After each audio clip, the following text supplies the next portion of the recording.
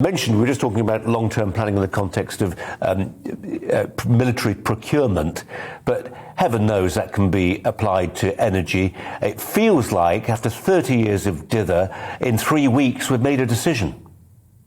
I think that is correct. I think energy, you need to plan very long term over a 50-year cycle. And the problem is the political cycle doesn't coincide with that.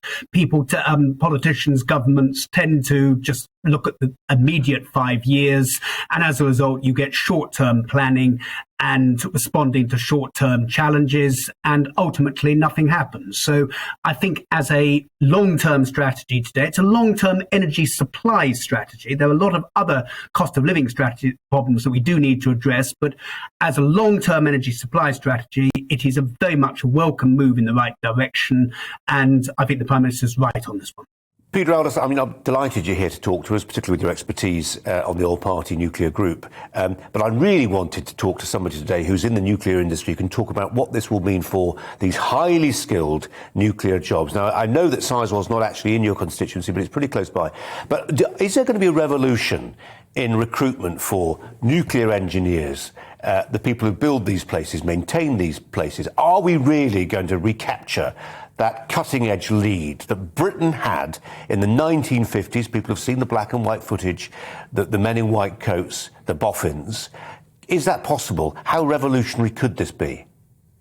I think it is possible. I think the nuclear experts are still there, and it is actually, I think, a tragedy that we had an industry that was very successful for the latter part of the 20th century, and we now got a position whereby there's going to be a 30-year pause between the last nuclear power station built, which was Sizewell B, and then now Hinkley C coming online in the next 5 or 6 years.